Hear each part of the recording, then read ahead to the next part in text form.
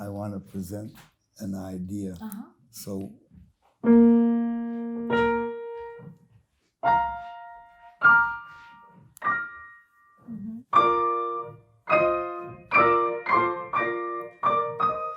use this D as an upbeat,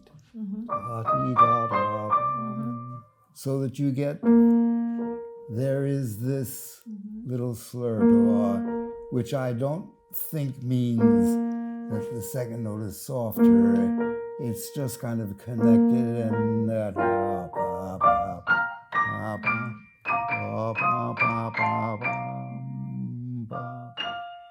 that makes it much smoother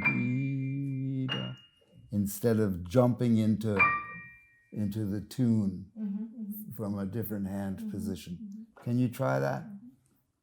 So there's the octave. Now, that's right, that's it. And in the right hand, join it with 2/4. Now the whole, both hands, same thing. Now,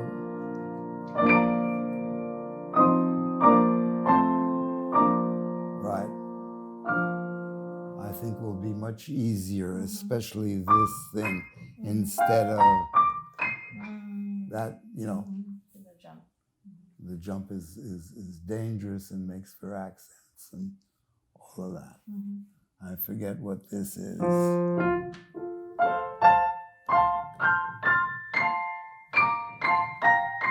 It's the same idea.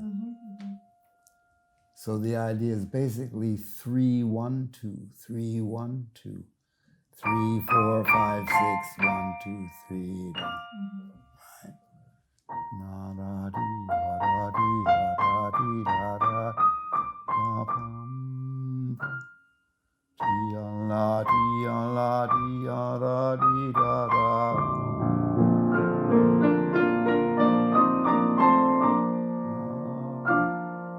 Listen, don't move, and beautiful la la dee dee pa pa pa.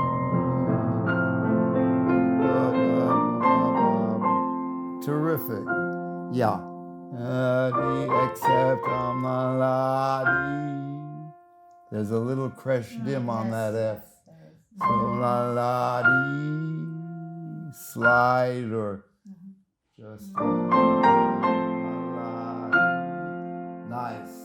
Da dee da dee da dee da dee dee da da dee da dum ba ba and.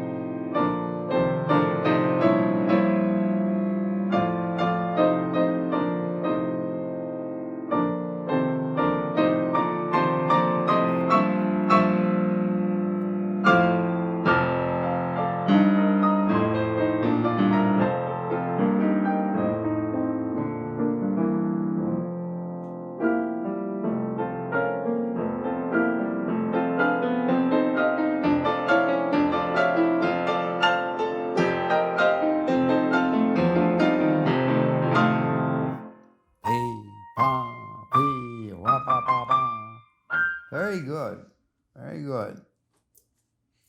And especially the opening, terrific. You got it immediately. That's tough to change your fingering like that.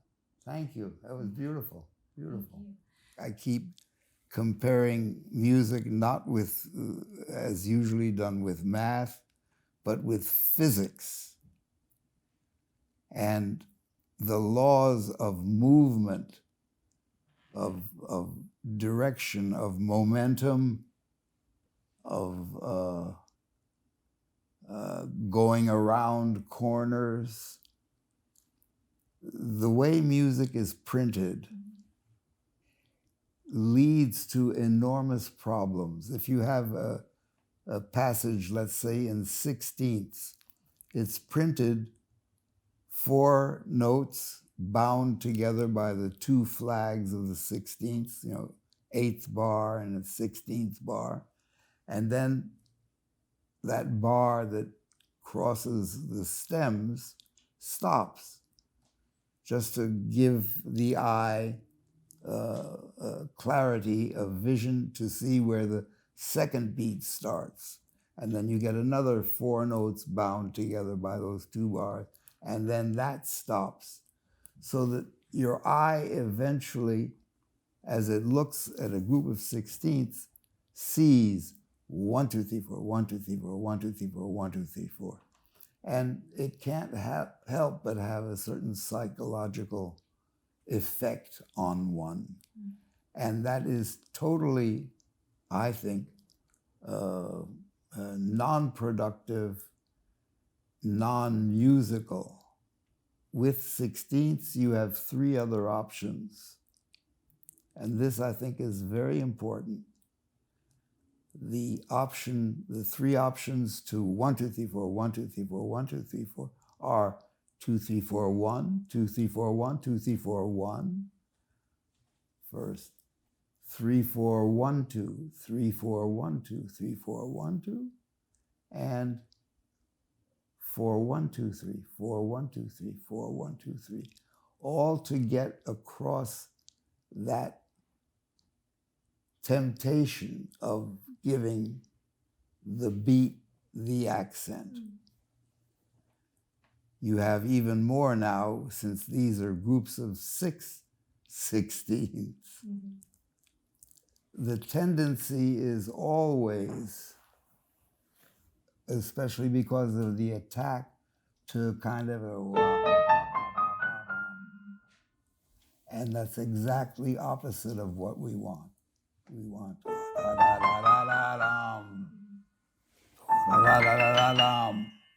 and not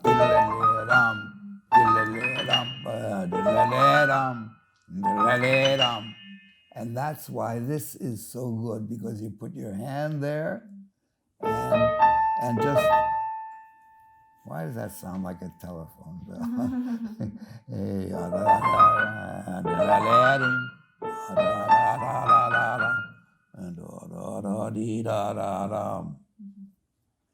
You want to do? Yeah. That's right.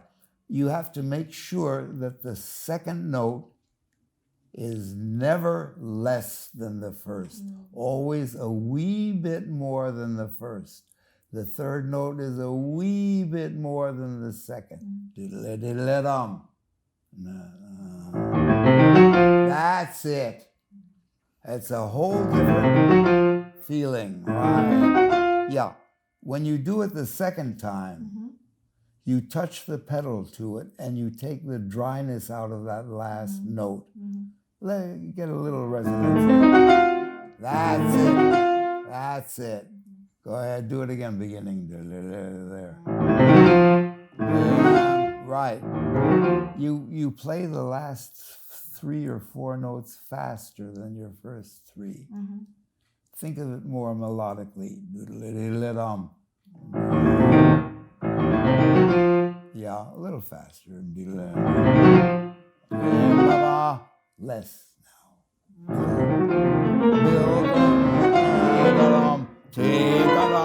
Good. Yeah. Wait a second. Right? You're building blocks here. They call it architectonics. Just, create shape, form, which is not mechanical, clock-driven in-timeness. You need that kind of in-timeness, but as you play structurally, according to the number of bars, like in the number of lines in a poem or stanzas in an ode or whatever, there's shape. So decide what that shape is and underline it a little bit just for yourself. Just don't drive. That was very good, though. Come, once more.